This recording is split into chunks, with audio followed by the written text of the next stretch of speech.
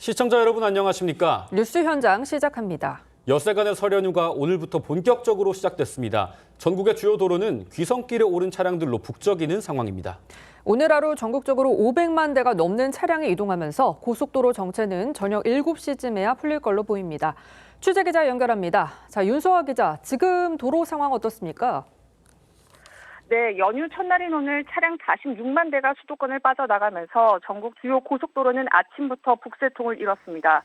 한국도로공사는 낮 12시 기준으로 서울 요금소에서 출발하면 부산까지 5시간 40분이 걸릴 것으로 전망했습니다. 대구까지는 4시간 40분, 광주는 3시간 50분, 대전은 1시간 50분 정도가 걸릴 것으로 보이는데 평소보다 1시간 이상씩 더 막히는 겁니다. 정오쯤 절정을 이뤘던 귀성길 정체는 저녁 7시를 지나 서서히 풀릴 것으로 보입니다. 도로 상황이 수시로 바뀌는 만큼 고속도로 교통정보 어플이나 로드플러스 홈페이지를 확인하시면 도움이 되겠습니다. 한국도로공사는 오늘 하루 차량 505만 대가 이동할 것으로 내다봤는데 주요 고속도로를 제외한 노선은 양방향으로 비교적 원활한 수준이라고 설명했습니다. 고속도로 통행료는 이틀 뒤인 27일부터 30일까지 나흘 동안 면제됩니다. 지금까지 보도국에서 전해드렸습니다.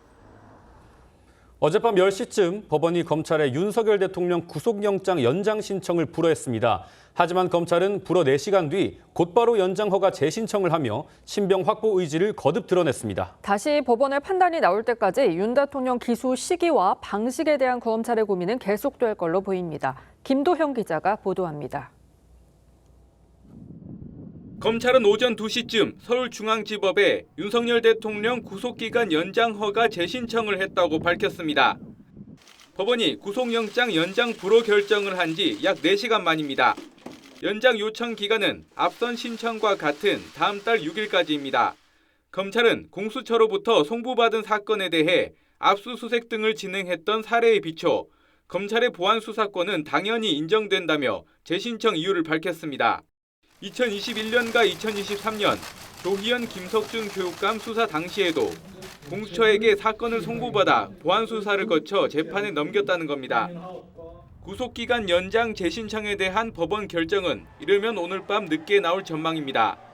법원이 허가하면 검찰은 다음 달 6일까지 열흘 넘는 구속수사 기간을 확보해 윤 대통령 대면 조사를 시도할 것으로 보입니다.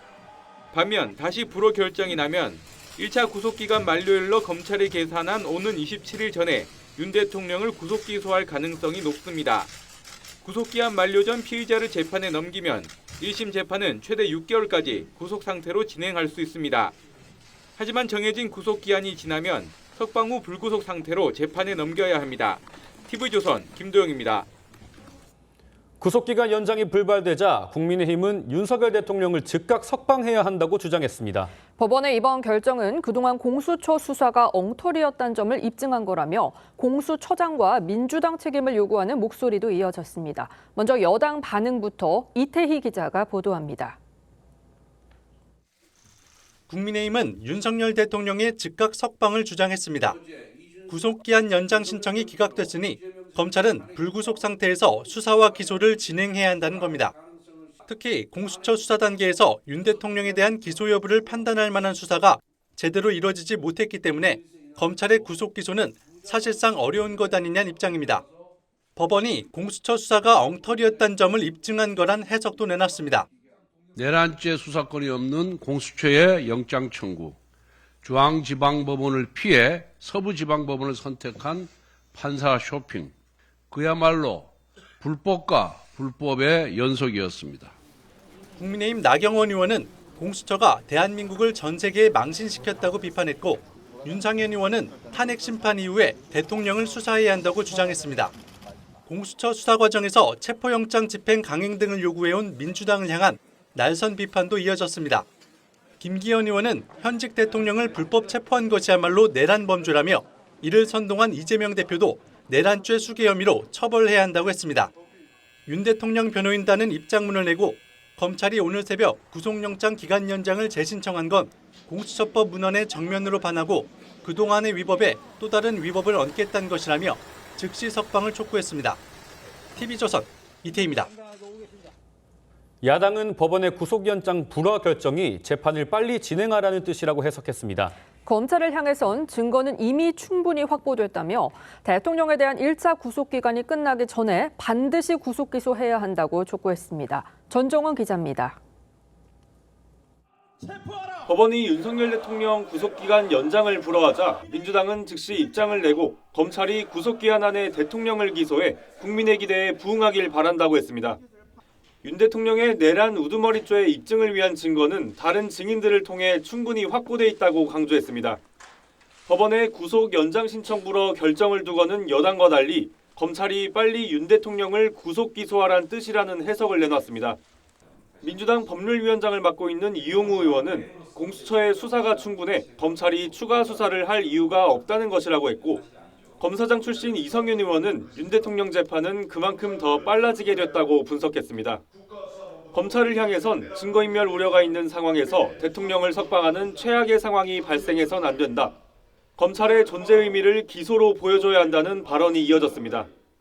대통령 측과 김영현 측이 그렇게 서로 얘기를 좀 맞추는 거죠. 그런 게 다 증거인멸이에요. 그런 게. 조국혁신당도 검찰을 향해 좌고우면하거나 헛된 공을 탐하려 하지 말라면서 법과 원칙에 따라 대통령을 즉시 구속 기소하라고 촉구했습니다. TV조선 전정원입니다. 네, 지금까지 리포트에서 보신 정치권 쟁점들 전문가들 모시고 하나하나 짚어보겠습니다. 노동일 파이낸셜 뉴스 주필 조기현 민주당 법률위 부위원장 나오셨습니다. 안녕하십니까? 안녕하세요. 네, 윤 대통령에 대한 구속기한 연장이 법원에서 불허되자 검찰은 4시간 만에 연장을 재신청을 했습니다. 먼저 이 법원이 불허한 이유를 좀 짚어보면 법원은 공수처가 수사한 다음에 이 공소제기 요구서를 붙여서 검찰에 넘겼기 때문에 검찰이 따로 수사할 필요가 없다, 이렇게 요약이 됩니다. 그러니까 저는 이제 법원에서는 수사할 이유가 없다거나 그렇게 얘기했는데, 제가 정확하게 만약 본다면 법률적 근거가 부족하다, 막 네. 이렇게 얘기해야 되지 않을까 싶어요. 수사할 이유나 필요성은 충분하죠. 왜냐하면 공수처에서 뭔 수사가 됐겠습니까? 다 수사를 응하지 않았잖아, 아예. 네. 그러니까 수사를 보완 수사를 해서 기소를 하든 뭐 아니면 불구속 기소하든 기속 기소하든 뭐 아니면 석방하든 그런 결정을 해야 하는데, 사실 무슨 근거가 있어가지고 그런 결정을 하겠습니까, 네. 검찰이. 그러니까 검사는 수사할 필요성이 있다고 보여지는데, 여러 차례 밝힌 것처럼 공수처법 26조에 보면 공수처 검사가 수사해서 이제 검찰에 넘기면 검찰은 그 공소 제기 여부를 판단해서 신속하게 공수처장에게 통보해야 한다 그랬거든요. 그렇습니다. 그러니까 거기 뭐 구속기한 연장이라든지 보완 수사 필요성이라든지 보완 수사할 근거라든지 이런 근거가 부족한 거죠. 법률적 근거가. 아마 정확히 얘기하면 그런 면에서 검찰이 구속기간을 한 번 더 연장해서 그렇게 수사할 수 있는 근거가 부족하다, 이렇게 얘기해야 될 것 같은데요. 형사정법 잘 아시다시피 경찰이 10일간 구속할 수 있고 네. 검찰이 10일간 구속할 수 있다고 명시로 돼 있거든요. 그런데 지금 이 공수처법이나 이런 거 보면 공수처가 수사하고 검찰이 기소할 때 얼마나 더 기간을 연장할 수 있는지 이런 법적 근거가 부족합니다. 그러니까 그 수사 중에서도 특히 구속 수사는 인권 침해 소지가 크기 때문에 엄격하게 법률의 근거가 있어야 하는데 네. 법적 근거가 없지 않느냐. 이게 혹시 법원에서 바라보는 그런 정확한 이유가 아닐까 싶습니다. 윤 대통령 측에서는 공수처 수사가 불법이라고 지적하면서도 검찰 수사엔 협조할 뜻을 보이기도 했는데요. 최근 윤 대통령 측 변호인의 입장 들어보겠습니다. 송치된 상황에서 검찰의 수사 태도라든지 그 여러 가지를 고려할 요소들이 아직은 많다고 봅니다. 검찰의 수사 태도를 좀 보시려면 당연히 한 번은 응하셔야 될 텐데. 아니 이제 그거는 검찰을 측하고 얘기해보고 결정하는 거지. 지금 뭐라고 얘기하는 건 아니지. 네, 지금 기소권이 없는 공수처가 무리해서 사건을 이첩받았고 수사도 제대로 하지 못한 상황에 이런 일이 벌어졌다. 그러니까 검찰과 공수처 간의 관계가 명확하게 정리되지 않았다는 점이 원인이 됐다는 지적도 있거든요. 지금 검찰과 공수처 또 경찰 간의 사건 초기에 너무 경쟁적으로 하는 게 아니냐라는 네. 우려가 있기는 했었죠. 그런데 오늘 그 중앙지법의 판단은 이 수사권, 보완 수사권 유무에 대한 것이지 네. 지금까지 진행된 수사의 적법 여부에 대한 판단은 아닙니다. 네. 그러니까 공수처가 대통령의 내란죄에 대한 수사권이 있는지, 관할 위반의 문제가 있는지 또 형소법을 적용한 체포영장 집행에 문제가 있는지 이런 부분에 대한 판단이 아니기 때문에 공수처는 어찌됐든 대통령에 대한 직접 수사는 하지는 못했지만 주요 임무 종사자 등에 관련해서 대통령과 관계된 부분에 대한 수사는 진행을 했을 겁니다. 아마 그런 자료가 넘어간 거고, 근데 아쉬운 거는 검찰이 이럴 가능성을 예상하고 있었겠느냐. 예. 이제 그에 따른 어떤 영장 청구, 구속 기소에 대한 준비를 하고 있었느냐의 문제는 좀 있을 수 있습니다. 왜냐하면 검찰이 이 중앙지법의 연장 신청 불허 이후에 굉장히 당혹스러운 분위기가 감지되고 있다는 네. 걸 보면 이런 상황을 예측하지는 못했던 것 같습니다. 어찌됐든 법원의 판단이 있었기 때문에 그 상황에 맞춰서 검찰은 기한 내에 구속 기소하는 것을 준비하면서 재신청의 인정 여부를 기다려보는 게 맞을 것 같습니다. 그래서 좀 궁금해지는 게 있는데 체포에 임하면서 공수처가 10일, 검찰이 10일 이렇게 구속영장 기한을 나눠 쓰기로 했었단 말이죠. 그런데 이거는 구속영장 기한 연장을 전제해 둔 것 같은데 애초부터 이건 법원의 판단을 고려하지 않은 잘못된 계획이 아닌가 이런 지적도 할 수 있을 것 같아요. 현재로 보면 그럴 수밖에 없는 거죠. 그러니까 10일, 10일 처음에 그 나누기로 할 때도 아니 무슨 법률적 근거가 있어가지고 10일, 10일 나누냐. 네. 공수처하고 검찰하고 아까 말씀드린 대로 형소법에는 분명히 경찰은 10일, 검찰은 10일이라고 원칙적으로 돼 있거든요. 또 검찰은 한 번 더 연장할 수 있고. 그런데 아무런 법적 근거가 없이 어떻게 공수처는 10일, 뭐 검찰은 10일이라고 자신들 마음대로 이렇게 편의적으로 결론을 내린 거라고밖에 볼 수가 네. 없는 거죠. 예. 현재로서 봐서는 어쨌든 공수처 수사 시작부터 시작해갖고 계속해서 뭐 수사권 논란부터 시작해가지고 체포영장 집행의 불법성이라든지 또 구속영장의 어떤 뭐 발부 여부 이런 것들에 대해서 계속 논란이 있었던 부분이거든요. 그런 것들을 정리하지 않고 넘어가면서 결국 마치 공수처는 경찰, 뭐 검찰은 검찰 이런 것처럼 10일씩 나눠 쓰자 이렇게 지금 한 걸로 보입니다. 네. 그러니까 이게 참 저도 굉장히 이런 부분 방송하면서 논란이 되고 좀 이런 네. 자괴감이 느끼는 게 저도 법을 전공한 사람이긴 합니다만은 아니 대통령이 지금 자신의 헌법상 권한인 비상계엄을 잘못 선포했다고 지금 문제 삼는 거 아닙니까? 네. 그렇다면 검찰 수사 또 뭐 공수처 수사 또 경찰 마찬가지고 또 헌재 탄핵 전 마찬가지고 이것들을 하나하나 따져가면서 헌법과 법률에 맞는가 네. 이런 것들을 확실하게 따져가면서 해야 되는데 뭐 그까짓 무슨 문제가 있어 뭐 내란죄 뭐 우두머리인데 이런 식으로 하면서 네. 너무나 어떤 불법이 문제가 되는 그런 것들도 그냥 넘어가 버린 상황 아닌가. 네. 그러니까 최종적으로 여기서는 제동이 걸린 거라고밖에 볼 수 없는 거죠. 예. 관련해서 조금 전에 조기현 변호사님도 이번 중앙지법의 결정은 수사의 적절성이 아니라 보안 수사권에 관한 것이다라고 언급을 해주셨는데 그 새벽 2시쯤에 검찰이 연장을 재신청하면서 과거 뭐 서울시 교육감, 부산시 교육감 사례를 언급하면서 이 공수처가 송부한 사건에 대한 검찰의 보안 수사권은 당연히 인정된다 이렇게 했어요. 이거는 법리적으로 좀 어떻게 해석을 해야 됩니까? 당시에 보안 수사는 분명히 했습니다. 네. 공수처로부터 조희영 교육감 사건을 이첩받아서 아마 4일인가 했었을 겁니다. 네. 그러니까 충분한 보안 수사를 했던 거죠. 그런데 그게 법원에서 아마 증거관계, 만약에 이게 위법 수사였다는 조희연 교육감 측 주장이 있었다고 하면 증거 능력이 다투어졌을 텐데 그런 문제가 없이 판결에 이른 것으로 보입니다. 그러니까 공수처로부터 이첩받은 사건을 보안 수사에서 기소한 것에 대한 법리적 판단은 지금까지 없었던 거고 네. 보안 수사를 했던 사례가 있기 때문에 이번 역시 문제가 안 될 거라고 봤던 것 같은데요.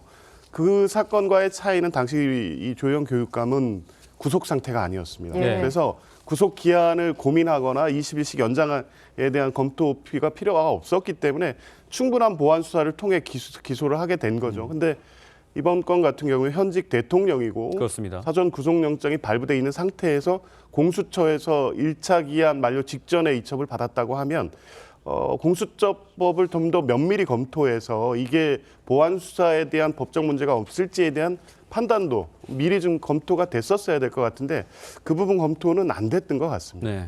네, 검찰이 구속기간 연장을 신청을 하면서 이르면 오늘 밤에 구속기간 연장에 대한 결론이 날 걸로 보이는데 어떻게 전망을 하십니까? 전망은 상당히 어렵죠. 50대 네. 50인데 좀 전에 얘기한 그 조희연 교육감, 김준석 교육관인가요? 예. 서울 부산 두 교육감의 예. 사례를 보면 잘 말씀하셨지만 당시에는 검찰의 보안 수사권 여부가 쟁점이 안 됐었어요. 네. 그거에 대해서 법적으로 명확하게 따지지 않았고 그러게 왜 그러냐면 당시에는 내란죄가 문제된 상황이 아니었고 그렇게 심각하게 검찰이 수사권을 할 수 있느냐 없느냐를 따질 그런 상황이 아니었고 두 번째는 두 분 다 불구속 기소였습니다. 예. 네. 불구속으로 통치하니까 뭐 구속기한 연장 자체가 문제될 상황이 아니었거든요. 네. 그런 점에서 이제 검찰에 구속기한 연장이라고 신청을 했으니까 이걸 법원에서 어떻게 판정하느냐, 그게 이제 중요한 이번에 쟁점이 된 것이고, 두 번째 글쎄 뭐 이제 검찰의 뭐 법원에 아마도 이제 법원에서 바로 어젯밤에 새벽에 구속기한 연장 불허한다 이런 결정이 네. 났는데, 또 같은 중앙지법의 판사가 아니야 나는 연장할 거야, 이런 판단은 어렵지 않겠어요? 네. 솔직히 말해서 그냥 일반적으로 얘기해서 법률적으로 따지면 어떻게 될지 잘 모르겠습니다. 아까 말씀드린 대로 구속이라고 하는 것은 수사 중에서도 굉장히 인권 침해적인 요소가 심하니까 예. 명확하게 법률에 근거가 있어야 한다고 하는데, 검찰에서 구속기간 10일 연장해서 수사할 수 있는 법적 근거가 어딨냐 따지면 사실은 없는 거거든요. 그렇죠. 그러니까 사실 법원도 같이 결정할 수밖에 없고요. 네. 뭐 그렇게 되면 검찰도 바로 기소할 수밖에 없거나, 네. 아니 뭐 지금 석방해서 뭐 앞으로 불구속 수사한 다음에 불구속 기소한다? 네. 이거는 사실 좀 어렵잖아요. 현재 분위기상 네네. 검찰도. 예. 그렇기 때문에 법원에서도 앞의 결정에 따르지 않을까 하는 네. 그런 생각이 듭니다. 뭐 저희가 뭐 현직 대통령이 얽힌 일이고 전례가 없는 일이다 보니까 예단을 하기가 어렵습니다만, 법원이 허가를 하면 대면 조사가 예상이 되고 법원이 또다시 불허하면 구속 만료가 되는 27일에 이제 기소를 할 것이다. 또 하나는 윤 대통령이 관저로 돌아간 뒤에 불구속 기소를 할 수도 있다, 이렇게 하는데 조기현 변호사님은 좀 어떻게 예상하십니까? 글쎄요, 이 뭐 불구속 기소 검토는 현재까지는 검토 대상은 아닐 것 같습니다. 네. 당연히 구속 기소를 예정하고 준비를 하고 있을 것으로 보이고요. 일단 재신청에 대한 판단이 오늘 중에 나올 것에 대비해서 만약에 재신청이 인정이 된다면 이제 한 열흘 정도의 여유를 갖고 수사를 계속하면 되는 거니까 문제는 없는 것이고, 네. 재신청이 인정되지 않을 가능성이 조금 더 높기 때문에 검찰로서는 공소장도 지금 작성하고 있지 않을까 봅니다. 그리고 이미 주요 임무 종사자들에 대한 구속 기소가 있었고 관련된 범죄 사실이라든가 이런 거에 대한 증거관계가 다 정리가 돼 있기 때문에 네. 공소장 작성에는 크게 문제는 없을 것으로 보이고요. 특히 뭐 김용현 전 장관의 공소장 같은 경우에는 윤석열 대통령의 공소장으로 봐도 무방할 정도로 실제 이 주요 범죄 사실이나 증거관계가 다 기재돼 있기 때문에 만약 재신청이 받아들여지지 않는다고 하더라도 네. 기한 내 구속 기소에는 문제는 없을 것으로 봅니다. 예. 지금까지 벌어진 상황만 좀 살펴보면 기소권이 없는 공수처가 사건을 이첩받았습니다. 그리고 윤석열 대통령은 공수처 조사에는 응하지 않았습니다. 이 법원이 또다시 구속기간 연장 신청을 불허할 경우 공수처의 위상 그리고 검찰의 수사에도 타격을 받을 수밖에 없어 보입니다. 네, 분명한 것은 공수처가 지금 수사를 하게 돼 있는데 고위공직자 범죄에 대해서 네. 과연 그럴 역량이 있느냐를 다시 한번 좀 의문을 가질 수밖에 없게 하는 네. 그런 것들이고, 우리가 오늘 얘기했지만 공수처와 검찰의 관계, 또 뭐 구속기간 이런 문제를 포함해서 그런 것들, 또 공수처의 수사권 논란, 이런 것들 모든 포함해서 너무나 허술한 법이 만들어졌다.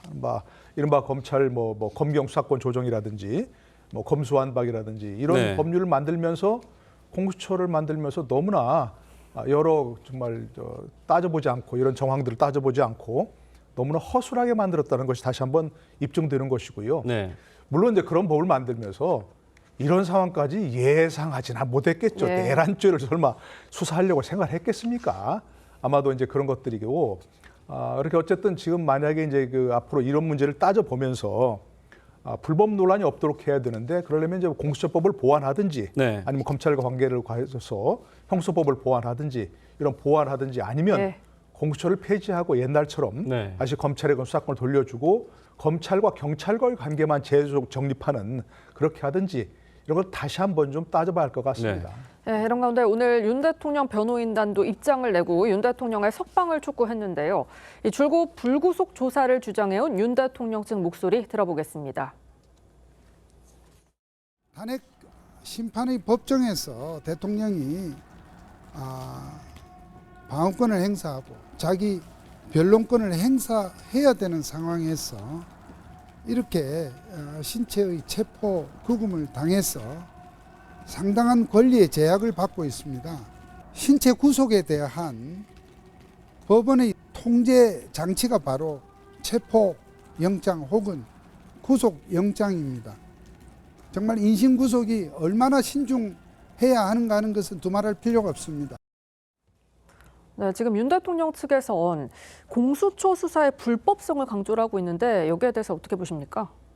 아까도 말씀드렸지만 어제 중앙지법의 판단은 수사의 위법성이 아닙니다. 그러니까 지금까지 진행된 공수처의 수사 절차, 그러니까 체포 영장의 신청 발부라든가 구속영장의 신청 발부상에 있어서 이 공수처의 수사권이라든가 이런 문제가 위법하다는 판단의 내용이 전혀 아니기 때문에 새삼스럽게 이게 대통령의 불구속 수사의 사유가 확인된 것처럼 주장하는 것은 사실에 맞지 않고요.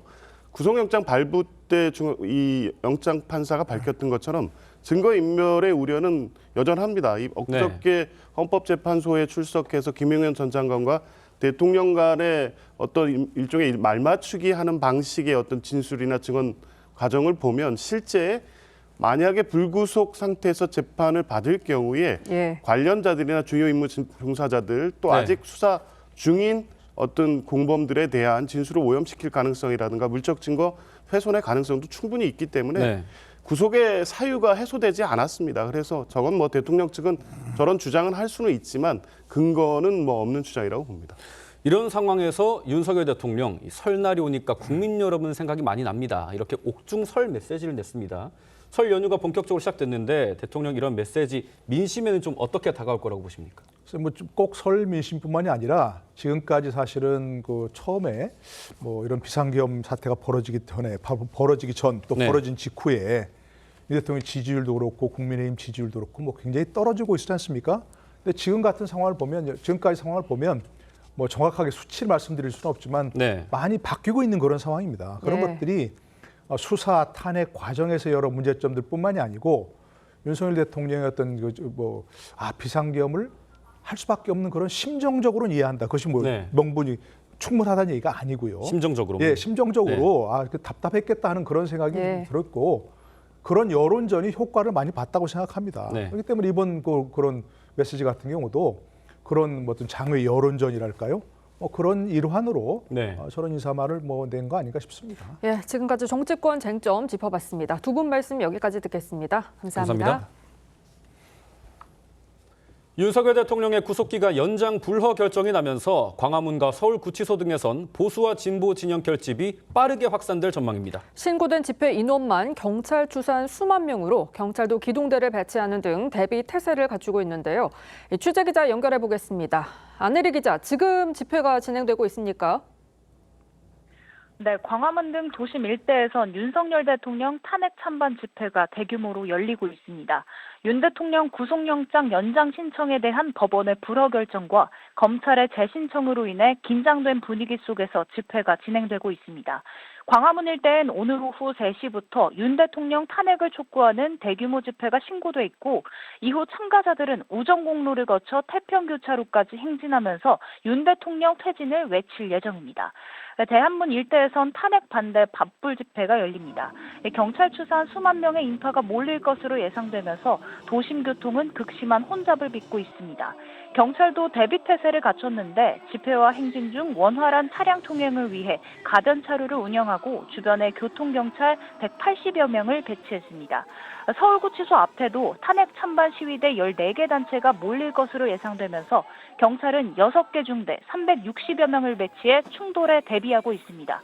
지금까지 사회부에서 전해드렸습니다.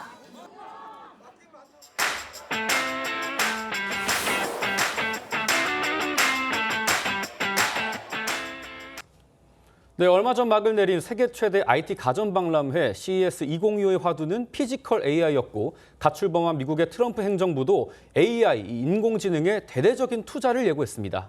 인공지능에 대한 우리나라 현 주소는 어떤지 과학기술정보통신부 유상임 장관 모시고 이야기 나눠보겠습니다. 장관님 안녕하십니까? 안녕하세요. 안녕하십니까? 네, 전 세계적으로 인공지능 AI가 일상을 파고들고 있는데요. 과기정통부도 올해를 AI 대전환의 원년으로 삼는다고 하셨습니다. 네, 그렇습니다. 네, 관련해서 한번 얘기를 해주시죠. 어떤 계획이 있으신지. 네, 작년에 그 노벨 물리학상, 화학상을 AI 분야의 연구자들이 휩쓸었습니다. 네. 가히 AI 시대의 도래를 알렸다고 보입니다. 지금 AI는 이제 가까운 장래에 글로벌 패권을 이 AI 기술이 좌우한다. 이것을 모든 나라가 지금 동의를 하고 있고 예.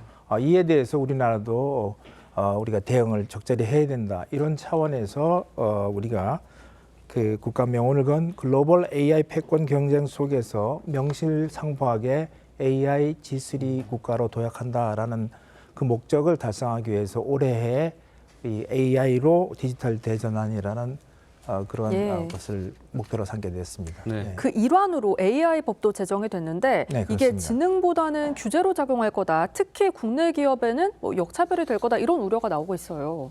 사실은 그렇지는 않습니다. 원래 우리가 이 AI 기본법을 만들 때 우리 규제는 가급적 최소화하기 예. 위해서 많은 노력을 했고 그래서 어쩔 수 없이 고영향 에 관련된 규제만 최소화하고 지능을 주로 목적으로 이 법을 제정했기 때문에 그 예. 우려는 하시지 않아도 된다고 생각을 하고요. 네.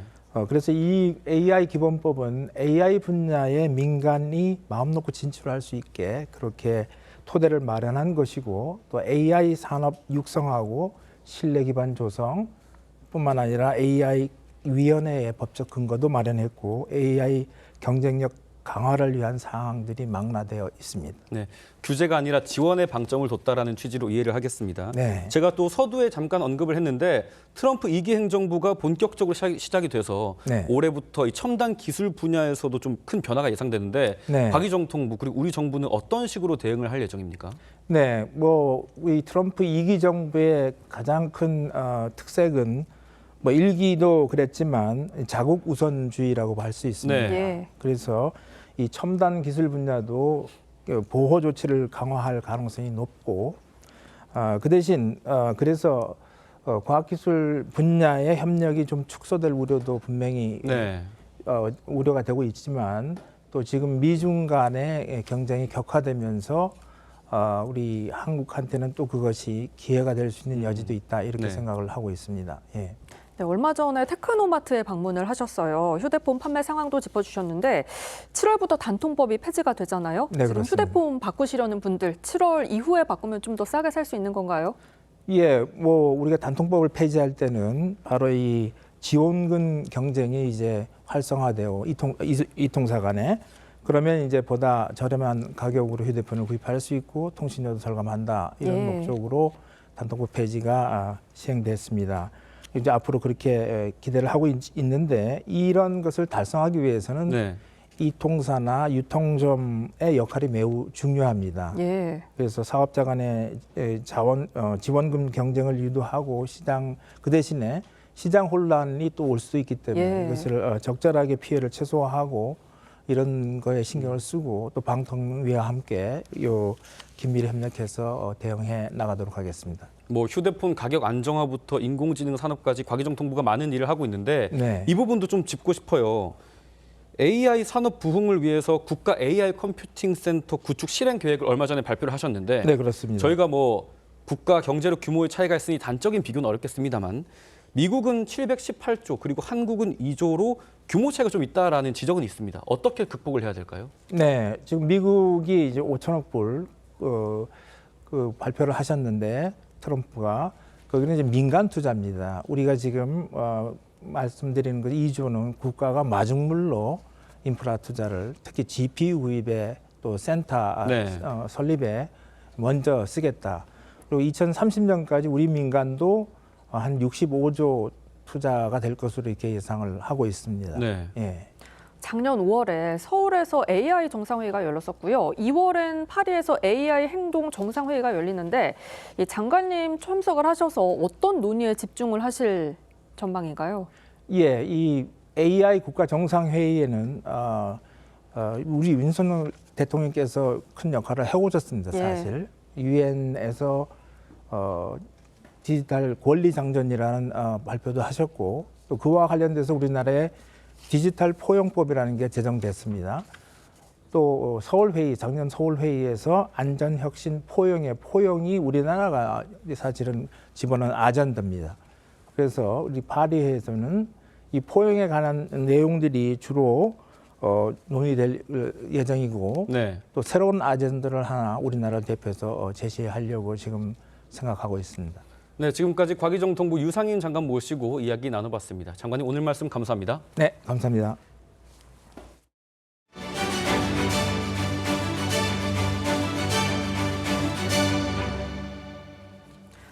소프라노 최지은이 스페인 테너 비냐스 콩쿠르에서 우승했습니다. 최지은은 현지 시각 27일 스페인 바르셀로나에서 폐막한 비냐스 콩쿠르에서 우승과 동시에 베르디 특별상을 차지했습니다. 스페인 테너 프란시스코 비냐스를 기리기 위해 창설된 이 콩쿠르의 역대 한국인 우승자로는 소프라노 조수미와 김성은 등이 있습니다.